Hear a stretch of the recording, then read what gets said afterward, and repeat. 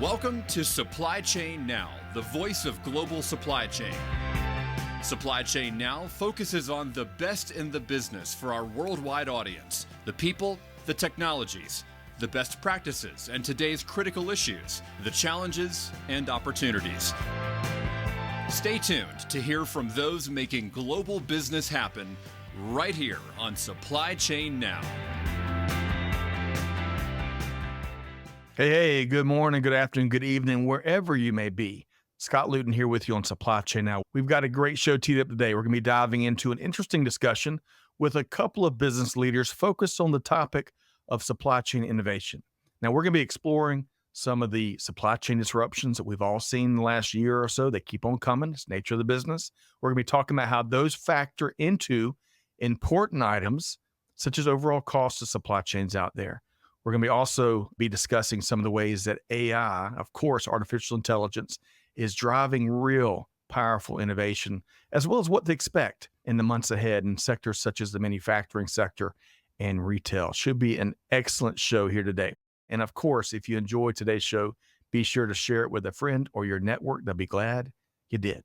Okay, want to get to work and welcome in our featured guests here today, starting with Greg Buzek, president of the IHL Group, and he's joined by Vignesh Balasubramanian, senior product marketing manager, Dynamics 365 with Microsoft.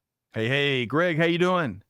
Terrific. How are you, Scott? Wonderful. Great to see you. And Vignesh, how are you doing, sir?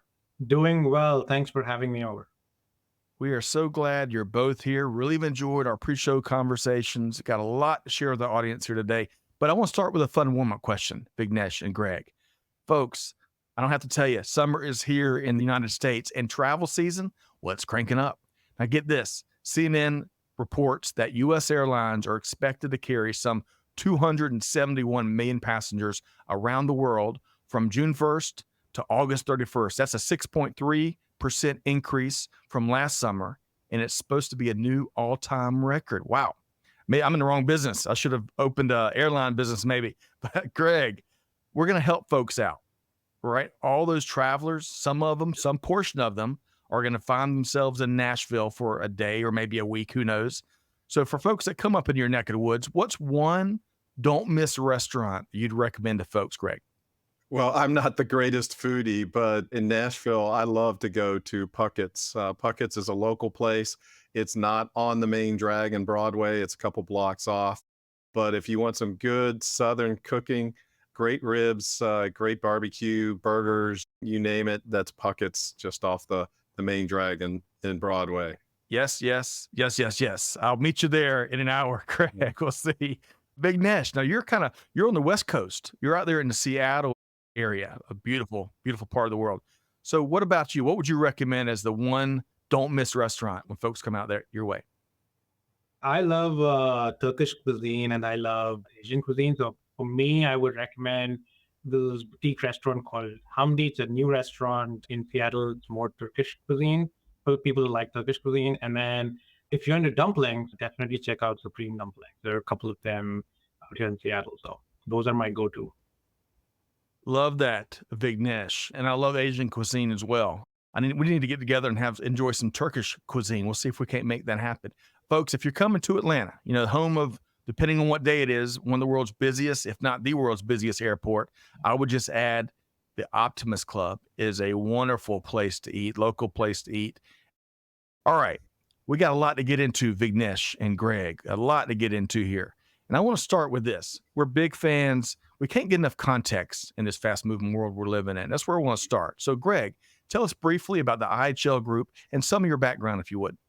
Sure. Yeah. So we're an analyst firm in the retail and hospitality industries. We get a little deeper than many analyst firms where many go through the forest level for their forecast. We get down to the tree level with what we do in terms of forecast. A lot of where store meets e-commerce and supply chain, as well as AI. So that's our background. Prior to that, I worked at Sensormatic and NCR Corporation as a product manager. Okay. Before we started in 1996. Oh, man, so you've been at it for a week or two, Greg. Just a bit. I'll be on my 31st NRF show coming this year. Oh, that's the place to be in the retail universe when the big show's taking place. Look forward to maybe getting some of your key takeaways from the big show coming up in the next few months. Vignesh, everyone knows Microsoft, of course, and we've had an ongoing series here. We've been interviewing a ton of wonderful leaders like you and Greg. But tell us about what you do at Microsoft, and maybe a little bit of your background. Yeah, absolutely. So my name is Vignesh Balasubramanian. I'm a product marketer at Microsoft, and I lead the supply chain portfolio and now expanding into the ERP portfolio here at Microsoft. Prior to Microsoft, I was a supply chain practitioner. I was working as a supply chain manager and an S&OP manager for manufacturing companies here in the Seattle area. And so super excited to be here and talking about supply chain. This is one of those, timing wise was the best times to be in supply chain, to be honest. So excited to have chat with leaders such as you and Greg. I'm with you, Vignesh. It is a fascinating time. And also, I appreciate your background prior to what you're doing now as a practitioner, because we're going to draw on that, especially your manufacturing and supply chain expertise. So Absolutely. stay tuned. Okay. So, Greg and Vignesh, we've level set a bit about your background, what you do now. I want to get into, and we'll start with you, Greg. You know, there's no shortage of disruptions. There's some bigger ones and some smaller ones. And we know that there's also no end to disruptions. That's kind of what goes with the global supply chain management territory. But we want to pick a few out, and we'll get you to kind of weigh in on these. And then we're going to talk about how they're factoring into some common business topics. Let's start with geopolitical disruptions, Greg. What do you see going on there? Yeah. So first of all, I just want to thank the people that are in the supply chain, working in the supply chain. You guys are the forgotten first responders of the retail industry. They're keeping everything going on. We are about 5 years into what I believe is a 7-year disruption with regards to the supply chain. We had optimized things to the level of being sort of like low-end NASCAR, where things were tweaked and we had everything just in time and everything was going on. And then we had COVID happen. And that was like, there's a bomb on, on turn 3 there. So we've got to reroute through the concession stand. And now we have things like Russia invades Ukraine. And now that's like a riot at the concession stand. So we've got to figure out another way. So it's like constantly going through all that stuff. I mean, we had crazy things where people were getting on airplanes carrying auto parts to keep auto lines going here in Tennessee for GM.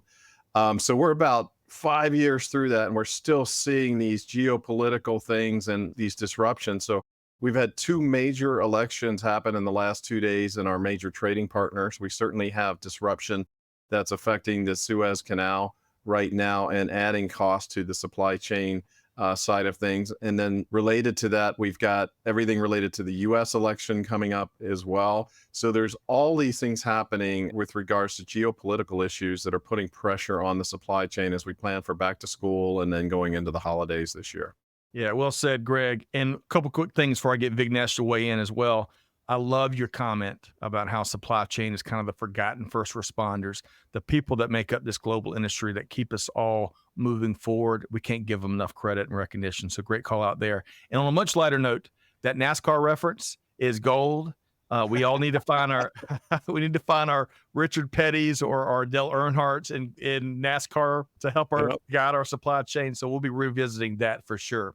Vignesh, when it comes to those geopolitical disruptions that Greg mentioned, some of those, your thoughts there? Yeah, absolutely. I mean, no, I 100% agree with Greg. I mean, kudos to all the folks who work on the supply chain frontline. I mean, they're the ones who make the magic happen, right? It's almost become like a new normal, I would say, these geopolitical disruptions.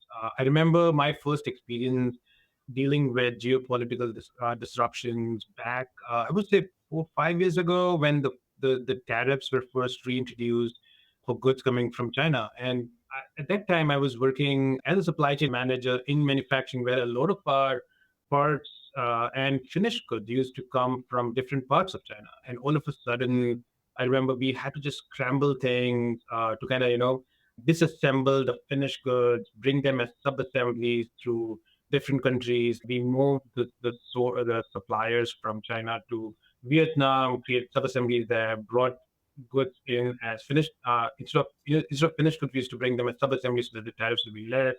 So we tweaked a lot in terms of the sourcing strategy so that we could still keep our prices low, still hit the business objectives that our company had, which was around margin expansion And it was fascinating. I mean, there's a lot of work going into it, but then that kind of set the precedence of the need for having more of a playbook when something like this happens in the future. And when it's been almost 5 years, 6 years since the tariffs were introduced, and I go back and talk to my peers from my old company, and now they have like a set playbook. Everything that disruption like this happens, what do you do? How do you go about it? And I think you'll touch some of this in later in the interview around nearshoring and inshoring. So this kind of even plays into as these geopolitical disruptions happen. How do you combat that with stuff like nearshoring? How do you combat that with moving supply chains more locally and things like that? How do you create redundancy in your supply chain? Almost feels unintuitive because a decade ago it was like we're doing things because it was impacted by globalization. You're kind of driving efficiencies that now you're putting yourself in the reverse and taking efficiencies out and creating what did that happen? And Right. so, Yeah. I love your comments there. And going back to that playbook notion, we have far less excuses for not having a lot more playbooks these days. The ability to leverage technology to go run all sorts of simulations and scenarios so that we can be better prepared. That's a great call out there. I think, Greg and Vignesh, before we move on to the next disruption, I think we've got the host of Digital Transformers, the one and only Kevin L. Jackson. We're going to swoosh him in, I believe. Let's check it out. Hey, Kevin. Hello, hello, hello. I'm dealing with disruption. Welcome. And I'm glad that you and your group of NASA engineers figured out how to bridge the tech gap and you're here with us. Sure. Okay. So Kevin, Greg, and Vignesh, we're going to keep on driving on disruptions. We covered geopolitical. Let's go to all the weather disruptions. Greg, what are your thoughts there? Right. Yeah. So the things that get all the press is related to thunderstorms, hurricanes, those sort of things. But we have massive disruptions due to drought that is occurring right now. The Panama Canal, most people don't know that that is actually fresh water in the Panama Canal, and there's been a drought there. And more recently, a drought in Canada with our trading partners up there as well, which is affecting not only the distribution of products, but also energy, as they do not have an excess of energy that they've had previously that we can get into the United States. So that has implications in the supply chain, but also all the stuff related to AI in the supply chain as we get these increases in power that are necessary. Excellent point, Greg. And 2 quick points on the Panama Canal. I've seen where the U.S. Army Corps of Engineers, I think, have invested tons of money to try to address water-related issues. And I keep hearing rumors, hubbub around a second canal being explored down there. And that's not necessarily new. There's been thoughts and ideas for over the years, but we'll see if that comes to fruition as well, huh? Yeah, and the piece I left out is 50% of the trends of the traffic has been stopped. So it's slowed to 50% of the Wow. throughput they normally can have. So you think of what we had with COVID, with the ports and the shutdown there. It's very complex to get anything from China over to the east coast of the United States going in that direction because of the delays. Wow. Folks, if you'd never have ventured over to YouTube to see how the Panama Canal works, check it out. It is fascinating. Vignesh, weigh in on weather disruptions.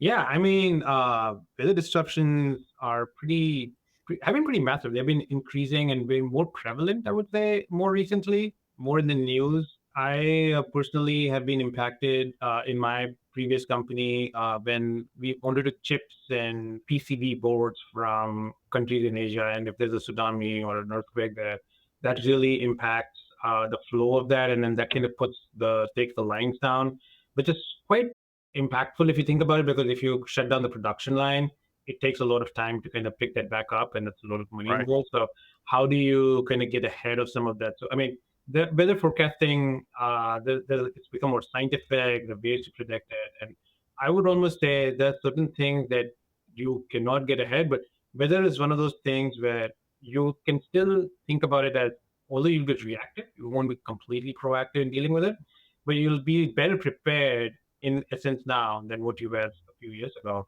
Recently, I remember when I was working at Microsoft during the COVID, we were impacted by the shipping delays because of forest fires in the West Coast. The roads were shut down as beings of this universe. I mean, we could also see how we can slow down some of this climate impact, I would say. Right. I don't want to get into controversial topics, but I mean, the ways by which we can slow down the impact of weather, we cannot completely eliminate it, but a role that each of us can play in slowly overcoming some of that. So that's my take on it. But Well said. And we can all do more for sure. Hey, really quick, you mentioned chips, and Kevin, I'm coming to you next. A lot of folks may not know that making computer chips takes a ton of water. And a couple of years ago, Taiwan, which of course the center of the universe when it comes to that, was experiencing a very unique drought. That was one more factor that hit the chip supply.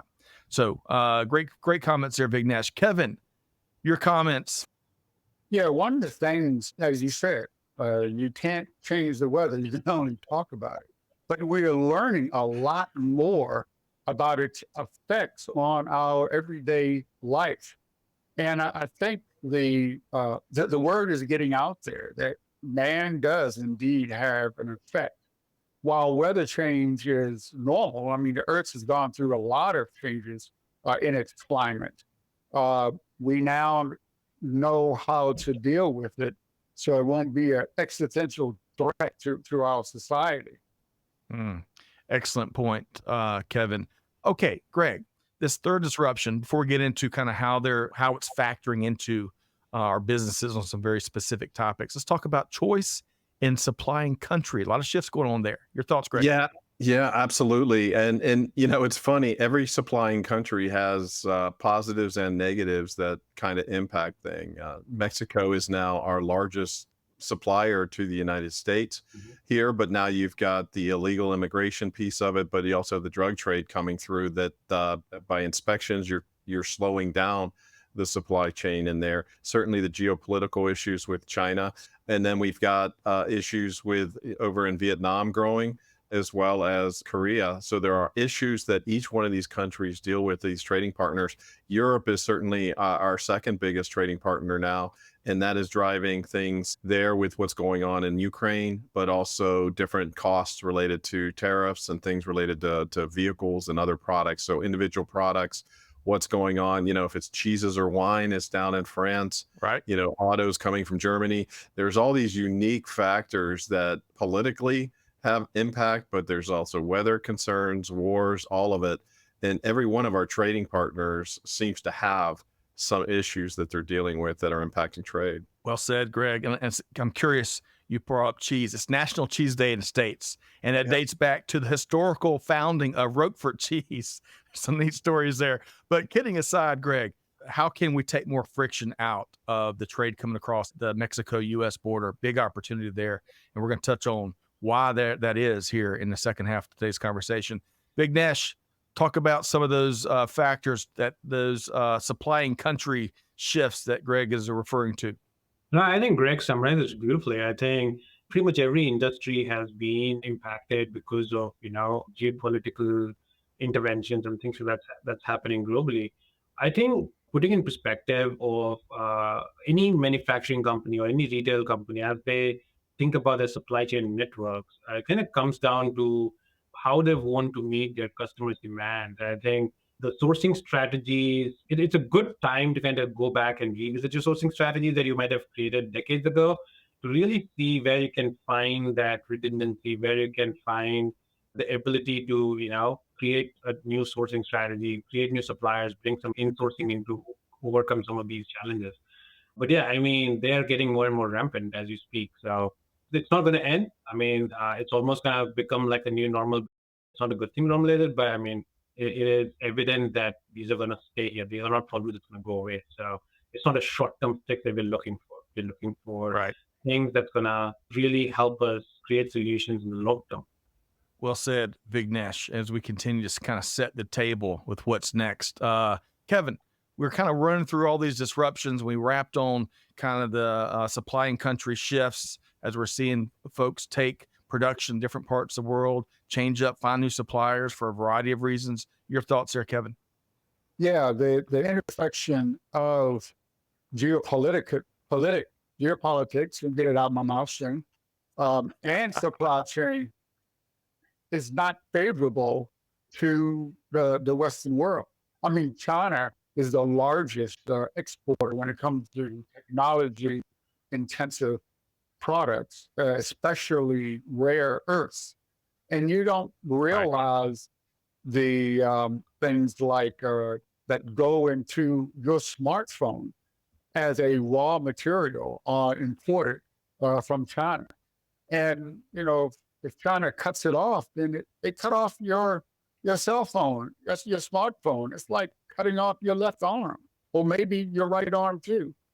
So we really need to address these geopolitical issues as they intersect with the supply chain. Yeah, good stuff there, Kevin. Excellent point. So, Greg, this is where we're going to go. If you could speak to two factors in terms of how these disruptions are impacting businesses, both overall costs, as well as if you go ahead and address the costs in particular of warehousing. Your thoughts there, Greg? Yeah. It's funny. This has been a thing where it's almost like whack-a-mole when it comes to the increased cost of things for inflation. So, originally it was the port, and it was everything from the raw materials coming from China during COVID. And then it became the trucking and the warehousing. And we had a tremendous lack of warehousing in the right places. So we built up the warehousing. Well, it's no longer the warehousing. Now what's driving those increased costs is either we're having to traverse around countries around the Horn of Africa in Europe, or wait in the Panama Canal, or dealing with disruptions due to labor on some of the other ports here in the United States. But now the biggest thing that we're seeing is the availability of shipping containers not being in the right place at the right time. And that's starting to drive up cost per container. So there's different things. Now, we had been as high as I think $23,000 as a cost for a container during October of 21 during the COVID time to get something from Shanghai to LA. And that dropped as low, I believe, as $1,800, which was not sustainable for the ports and the shippers there. And now I think it's back up to about $3,200, $3,300 there. So these disruptions, so to speak, have saved a lot of the logistics people from going out of business with the increased cost per container, but it does put pressure on the inflation number. And so that's the thing we've got to keep in mind is, although we continue to see goods inflation drop in favor of things like insurance, which I just found out, and this is a strange one for you, Scott. Okay. Housing insurance is not in the CPI. Really? Anybody's housing insurance go up this year? Car insurance go up? It's not in the CPI. Renter's insurance is in the CPI. So what we're experiencing as consumers for inflation is much higher than what the government's reporting. And unfortunately, we've got these pressures now occurring in the supply chain again that are preventing us from going lower in that inflation base. No shortage of cost impacts from these disruptions, right? Overall costs, some of the logistics costs, some of the inflationary, even the indirect costs that, Greg, that you kind of wrapped your response on. Greg, anything else from before we move on from the warehousing? Anything else you want to add from how all of these disruptions are impacting the warehousing component of global supply chains? Yeah, so you've got the warehousing stuff, and the level of automation and opportunity there is pretty significant there, and also the locations of those warehouses. The big drive has been, how do I get more warehouses closer to the population centers, whether I use my store as a warehouse or whether or not I have something that's out in the exurbs, so to speak, of a major metro area, so that things can be delivered much faster in a much more cost-effective manner there. But that automation and also the optimization, and that's where the AI really starts to come into play, is everything around the supply chain that AI can improve, because we've got a lot of trucks that are half empty or quarter or completely empty on the road right now. So the more we can concentrate that and then get better load optimization, the better we'll be. Well said, Greg. All right, so you touched on overall costs, some of those warehousing logistics costs, as well as a couple of inflation observations there.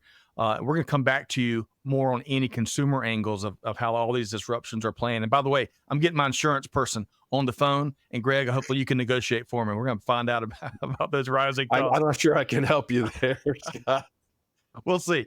Vignesh, we covered a lot of ground there. Yeah. Greg's analysis. I'm coming to you and Kevin next. But Vignesh, when you think about all these disruptions that we have walked through here and how they are factoring into, gosh, a much more expensive way of doing business and a greater importance of finding smarter ways of doing business, your thoughts there, Vignesh?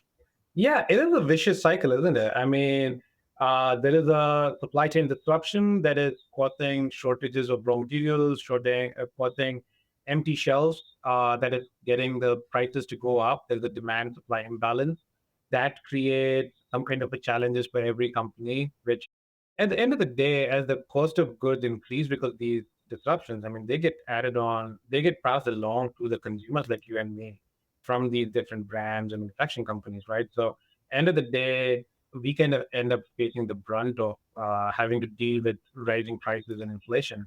But I was talking to some of the clients very recently about, how they're thinking about inflation. This is top of mind for pretty much every C-suite person out there. Like, how do we combat these rising prices? Because everybody wants to deliver the best customer experience out there. I mean, they really want to keep their customers happy. End of the day, whether it's manufacturing, retail, doesn't matter.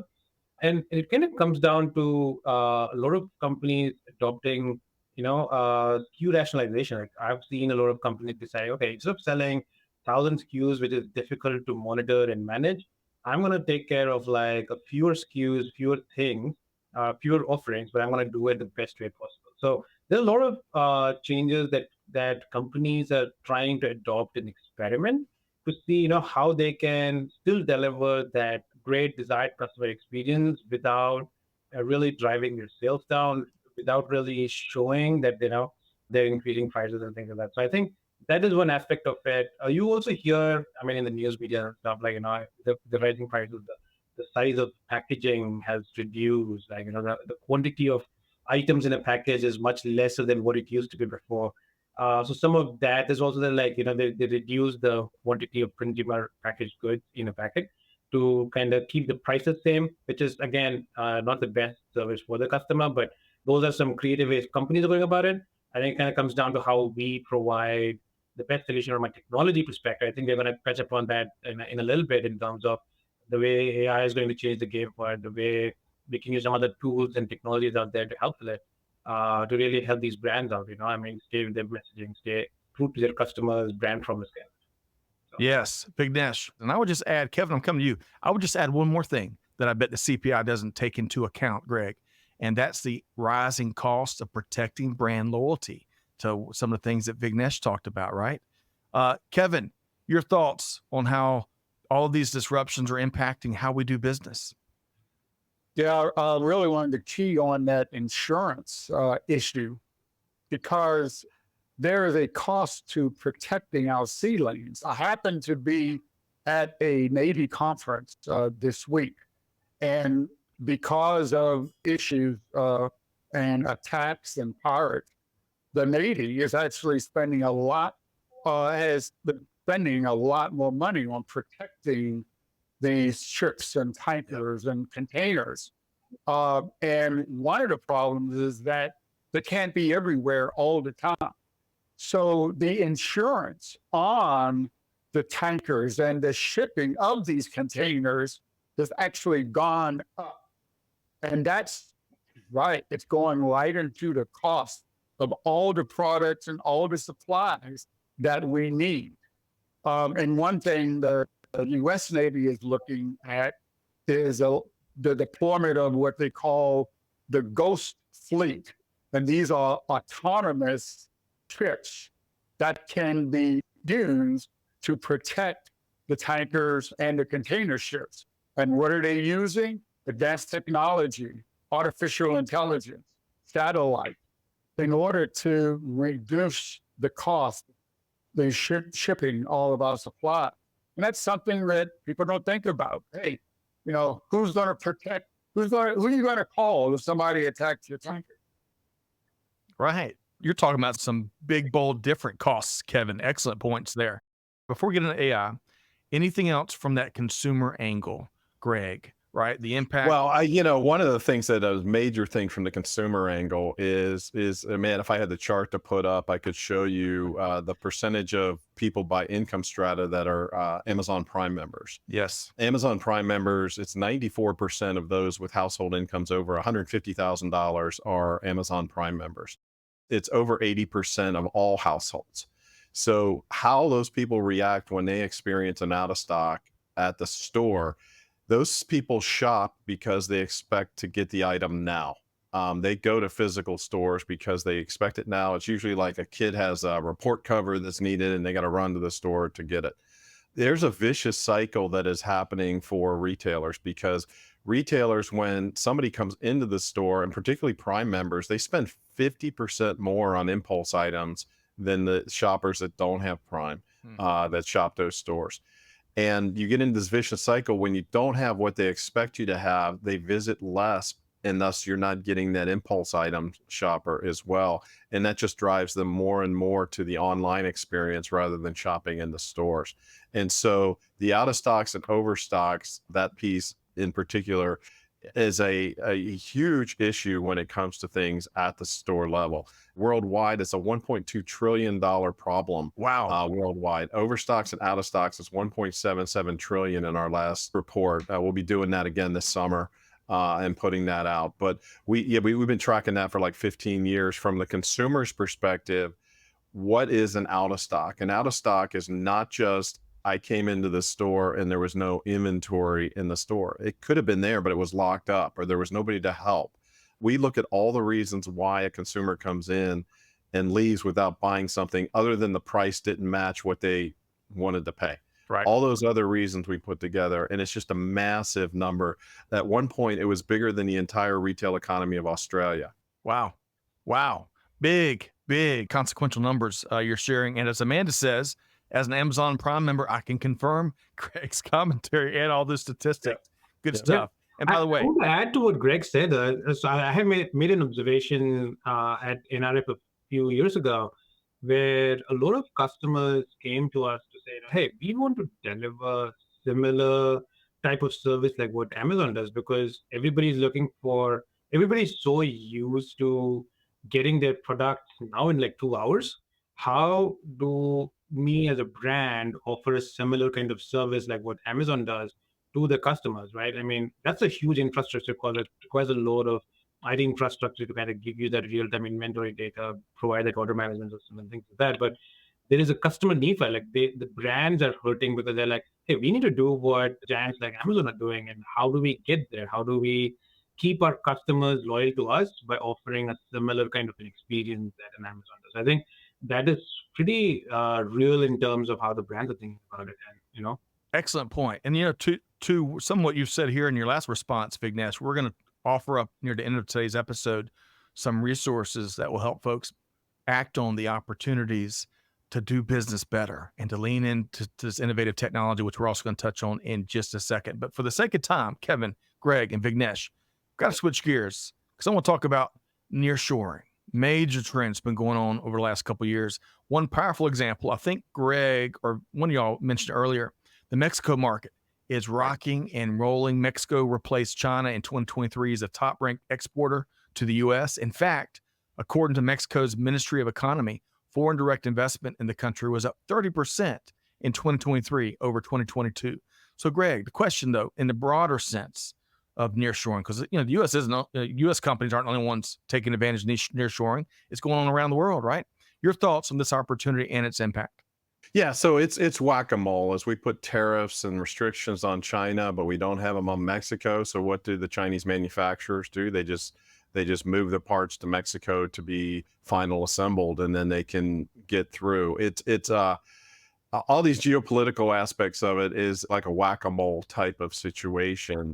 That being said, it is huge when it comes to Mexico as a trading partner for us. It has great ramifications for the country there. And, like I said, it comes with issues, and being able to smooth that out with having official certifications or whatever, fast lanes, so sort of like a TSA a way of getting through for trade. would have huge ramifications because, like I said, guys were flying on airplanes because that's easier to do than driving a truck over the border for some parts to keep lines going, and that's just not sustainable by any stretch. Yes. There, so nearshoring's a big part of it. That's right. And anytime I hear someone say whack-a-mole, it takes me back to my Friday nights at Showbiz Pizza as a kid. Where $5 in tokens, that was a good night. And I remember that one game there, Greg. It's kind of like global supply chain these days. Yeah. And as we mentioned earlier with the geopolitical piece of it, Mexico just had an election. They just elected their first female president here this week. India just confirmed Modi for the third term here this morning. So another major trading partner as well. So all of those things are playing out, and we've got the U.S. election here, so all of those things can have a factor in this as well, in the relationships that create these nearshoring opportunities. Excellent point. And while not nearshoring, a lot of folks are looking at the Indian manufacturing sector as a potential counterbalance as they shift their production to other places. In fact, the Indian government's making big investments in their manufacturing sector. Great call outs there, Greg. Vignesh, nearshoring. Your thoughts? I'm just provide a glass half full perspective, if you may. I mean, completely agree with everything Greg and Kevin alluded to it from a geopolitical standpoint. But I mean, if you think about some of the positives that maybe nearshoring can bring, obviously, cost aside, it is one of those opportunities where companies now have an ability to deal with shorter lead times, I guess. I mean, things are closer to your production, closer to your distribution, closer to your customer. Which kind of brings other advantages. Like, I mean, you can carry less inventory in general. So although you'll be compensating for setting up new sourcing and a more expensive sourcing strategy, in the long term, it helps you save on inventory carrying costs. It helps you save on the transportation logistic costs. Also provides a more sustainable opportunity where, the carbon footprint is less when it comes to having your supplies closer to where you're manufacturing, having your distribution center closer to your customer. So those are some benefits in addition to, the added cost, which are some of the drawbacks of nearshoring, but that's the glass half full approach. So I think my perspective would be, as we think about the next decade of creating resilience for your companies, you kind of think about your supply chain strategy in terms of what your true business objectives are. How do you take these into account? How do you design your supply chain or redesign your supply chain in terms of what your KPI should be, of what your business objective should be? Excellent points. Big opportunities to design supply chain in ways that we hadn't dreamed of in previous decades. Kevin, your thoughts, nearshoring? Yeah, the thing that comes to my mind is right shoring. I mean, everything has to be in moderation. All nearshoring is not right. You have to look at the cost benefit, do that analysis, which changes constantly, not just rely on distance as a predictor of risk. It's important to maintain your connections, your supply chain in multiple regions, because we all are operating in a global environment, if you want to or not. That's right. It is not simple sixth grade algebra when it comes to global supply chain. Great point there, Kevin. Oh, I wish it was, because my math skills sometimes are challenged, Greg, Vignesh, and Kevin. But there's good news. There's good news, right? Modern technology, as we've referenced numerous times, artificial intelligence, of course, it's while that's been around for a long time, this has become the golden age, right? You got Vignesh and the Microsoft team doing big things, helping companies leverage these innovative technologies. That's where I want to go next. So, Greg, we can't have these conversations without mentioning AI. I want to get you to weigh in specifically on how you see AI currently, as well as continuing to impact planning, trucking, overall supply chain optimization, as well as that general merchandise category that we were talking about earlier. Yeah, I like to look at it as a metaphor of getting from New York City to LaGuardia Airport.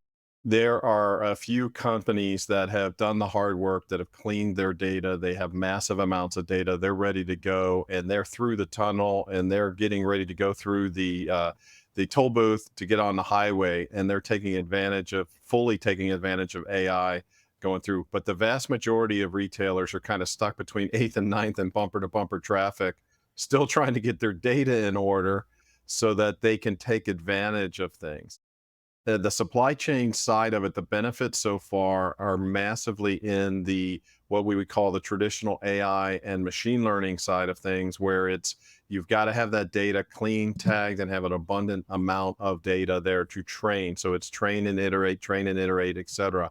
The real gold comes when you put generative AI on top of that data and you're able to take advantage of that and do things. Walmart has already saved 3% in negotiations of store fixtures by having a generative AI tool negotiate the price with a live negotiator on the other end. Those are just some of the things, but you think of the truck utilization. I believe it's like over 50% of the trucks are less than half full on the road at any one time. And as a result of that, we're taking up a lot of space on our highways. As anybody trying to drive for the holidays will find. And we just all assume that those trucks are full when we're gone. Yeah, oh, that's going to an Amazon, that's going to whatever, and to come to realize that no, chance that's only about 25% full there. So AI in that utilization, the transportation, the planning, the transportation, the timing of which your deliveries are happening, all those things are really, really complex for a human being to do, but AI can be used in that process. The challenge with AI in those processes is you need some sort of uniformity there. And our challenges have been to date that we've kind of got all these disruptions again. There's a bomb on turn 3, all these disruptions. And it can pivot much faster. It can recognize much faster. But whether or not it can provide the full-on solution all the time, we're not there yet, but we're getting a lot closer with AI. That's right. Those empty miles. I love that you called that out. Massive opportunity. IHL, we projected that retail worldwide has a $9.2 trillion opportunity with AI. The vast majority of that early on will be the traditional AI ML. And then as we will see starting later this year and further is the generative AI taking advantages. So the generative AI in the knowledge worker side, the SG&A side of the income statement is where the great value will be, as well as the marketing and the personalization for increased sales. Tapestry has seen a 3 to 5% increase in sales through personalization of the AI. Those are some pockets where generative AI is already returning, but that value is going to be more in the 24, 28 timeframe. And then this elusive AGI, artificial general intelligence, is down the line. It's 26 and beyond, where we may start seeing some benefits from that types of technology in there. But overall, it is just absolutely huge. Man, $9.2 trillion opportunity. That'll buy a lot of insurance there, Greg.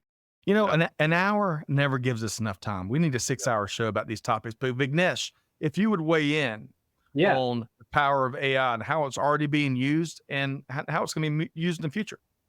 AI is absolutely changing the game for pretty much every business out there. I think unless you're sitting under the rock, you have kind of heard the explosions happening with generative AI technology all around in all the different business functions, supply chain, finance, human resources, and so on. Just to make it real, I wanted to share a personal example of, the benefits of something like a generative AI technology in planning. I was a supply chain manager, and I used to do SNOP planning for about 2 years. And back then, even in like 5, 6 years ago, we still had AI-powered forecasting and demand forecasting and so on. The biggest challenge you had in any organization was when you used AI in the past to create forecasts or create some plans, the leadership needs to trust it. You are, as a planner, you're always held accountable. You're always in the corner office trying to say, why you created such a plan? Why do we have part shortages? Why do we have empty shelves? It kind of comes back to the planning that you did. And you can't just go and stand in a corner office saying, hey, I use this technology which had AI in it to do this. What has evolved since then is because of COVID and things like that, the historical data, the basis on which some of the forecasting was done has completely changed. We don't have a lot of information available in the history that can dictate what the future demand is going to look like. So we are forced to look at what AI can do in terms of bringing those external signals to help us plan better so that we have a more well-rounded approach. The second thing, the key advantage of Gen AI, it has evolved technology from being a black box to really explaining how that planning is made. So now I don't have to sit at the corner office trying to say I use this technology. I can actually give an explanation of this is what happened. These are the correlations of all the different data points because of which I made this decision. So what happens is you as a supply chain practitioner are more confident in terms of how you're going about your business, and then you learn from it. You fine tune the model and so on. So some of the bad practices, like I don't trust the systems. I'm going to use manual forecasting, which is going to cause a whole bunch of other issues, goes out of the window because Gen AI is now adding this element of, I know exactly how this is getting created. These are the reasons why it's living end to end, and I'm more confident now in their forecast. And then you get better alignment, you get better efficiency in your processes, and so on. So that in this is just one example, right? I mean, we have this kind of stuff happening for procurement agents and things like that. I mean, when I think about buyers and procurement folks, they look at thousands and thousands of PO lines every day. And what Gen AI is able to do is almost like, automate some of these PO changes, really look at what the downstream impact of late PO is going to be. Whereas if you do not use technology, you will have to manually go and dial up your team. You have to call production managers, hey, this PO is late, what's going to happen? But now with Gen AI, some of those are served to you when you open your dashboard saying, hey, these things are late. It's going to have this impact on these 5 production lines. It has just massively taken your 6 hours or 8 hours of work compressed into an insight that you can act on in 5 minutes and then just, take an action. So that's the advancement that has happened today. So, I mean, we have to take advantage of it. I mean, if you don't take advantage of it, we'll be much behind when we had our competitors. You'll lose ground. You'll lose ground, folks. That's why you got to connect Yep. with Vignesh. Kevin, come to you. Where folks are planning better. We're understanding better as teams. We're gaining that confidence, that alignment, those efficiencies, all things Vignesh pointed to. Your thoughts, Kevin? Yeah, we think of Microsoft as an information technology company or a software company, but they are also a logistics company. They ship between 60 and 70 million units into 122 countries every year, and they have to manage over 250 suppliers. And one of the applications they use to do that is a dynamic transportation management system. And pre-COVID, they were operating independently. But since then, they've connected these 7 independent transportation systems using artificial intelligence. And the ability to coordinate quickly and efficiently has dramatically reduced their cost and improved deliveries. So AI is doing a lot in a lot of places. That's right. Folks, go to your team and say, hey, all that manual work that takes you 8 hours to do, how would you like that to be done? Not only done, but done better so you can get to other things in 5 minutes, folks. Reach out to Vignesh and the team. All right, we're going to have a fast and furious finish, Greg, Vignesh, and Kevin, because we want to make sure folks know how to connect with you. We've got these resources we mentioned. We're going to do that. So I want to get one bold, fearless prediction, or at least a general commentary of what's next in supply chains in very specific areas. And Greg, for you, weigh in on what's to come in the retail supply chain space. My bold prediction is we still probably have 2 to 3 years of disruption that we've got to work our way through before we see the full-on benefits that these AI tools will generate. So it's not going to be a panacea where it's going to solve everything right away.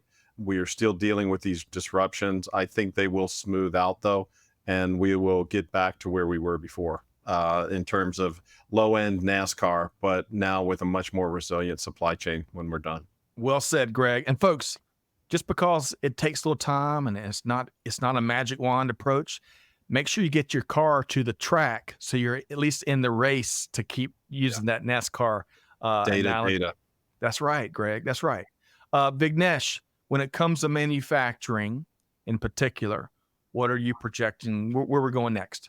And before I get into that, I love your inference of take your car to the track to be on the track. I love that. I think in manufacturing, for me, I feel that getting supplier visibility and getting multi-tiers of supplier visibility is critical. And I think a lot of the companies are going to use generative AI technology and the technology out there to really get to understand beyond their four walls of their factory to see where their parts are coming from, really getting visibility into the supply chain. I think that's going to be critical, and there's going to be technology evolution to really get the manufacturers there. I think the second thing is this concept around driving for circularity. I think sustainability initiatives are key, and a lot of manufacturers now have this agenda to deliver on their ESG goals. And one of the ways to do that is how can they recycle, reuse, and resell some of the parts and finished goods and things like that. I think putting technology together to drive sustainability is going to be other. And these are on top of obviously adopting Gen AI. But since we already spoke about Gen AI, these are two things that really stand out to me as manufacturing stuff. So. Love it. The economy is blowing up, and I love you. We got to lean on technology to make bigger sustainability gains because everyone demands that. That's really important we do that. Kevin, Greg, and Vignesh kind of both painted a picture of what's to come from retail and manufacturing standpoint. Your comments?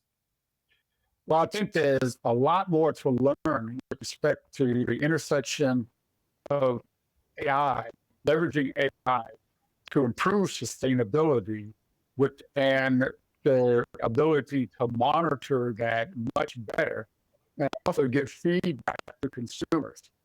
We don't know what our actions do to our planet. And if we can leverage AI to improve our visibility into what we do to affect, our climate, I think the feedback loop will be tremendous with respect to not only sustainability, but profitability in business. Excellent point. Excellent point. And I would just add, folks, when you work hard and you obtain the visibility across your supply chain, that's not a finish line, because a greater question for your teams, for your consumers, your customers, your suppliers, the whole ecosystem is what you do with it. Okay, folks, a Fast and Furious finish. I want to make sure folks know how to connect. Greg, let's make sure folks know how to connect with you, all of your other great analyst work, your webinars, your podcast, newsletter, you name it. How can folks track you down, Greg? Yeah, just you can find me on LinkedIn at Greg Buzek there, on X as well, or greg@ihlservices.com is my email. It's just that easy. Really enjoyed your expertise, perspective, and commentary here today. Vignesh, same question. How can folks track you down? Yeah, LinkedIn, email, both work. My email address is my first name with last name at Microsoft.com. So it's pretty straightforward. You can get my last name right. But no, it was really lovely chatting with all the experts on this call. So I really enjoyed it. Appreciate the opportunity. Wonderful. I appreciate that.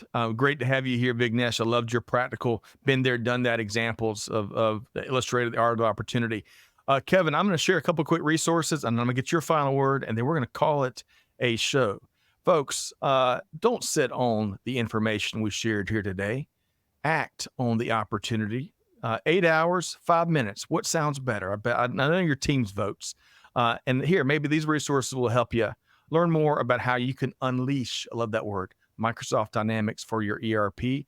Check out that infographic. You can also connect with Vignesh. And then secondly, cybersecurity is keeping plenty of us up at night. Check out this YouTube presentation that sheds light on what developers in particular need to know about today's threat landscape. So as you're driving and optimizing and improving, make sure you're doing it securely.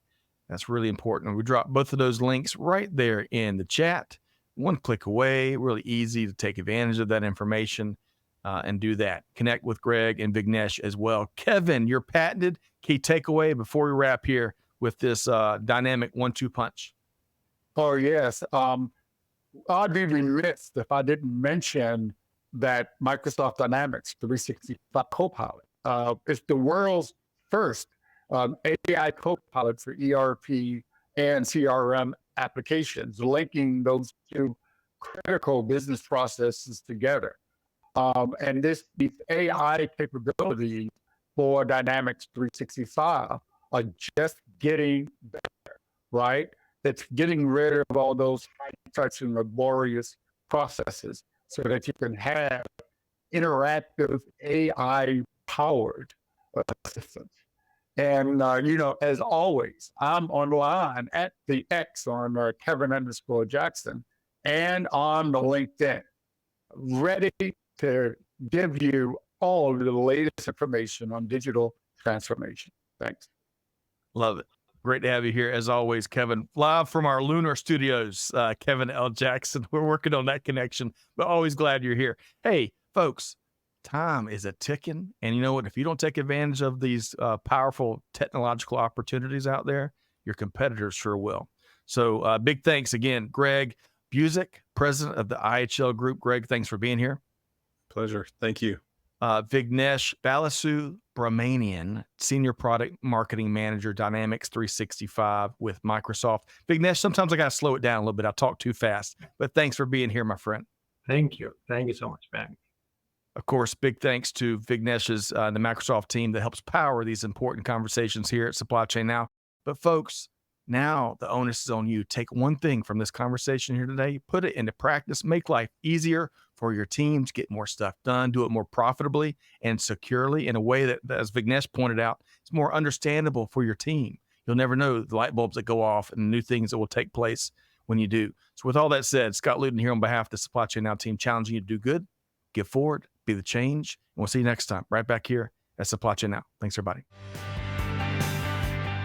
Thanks for being a part of our Supply Chain Now community.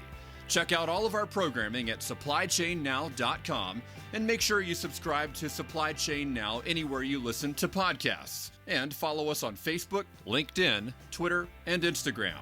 See you next time on Supply Chain Now.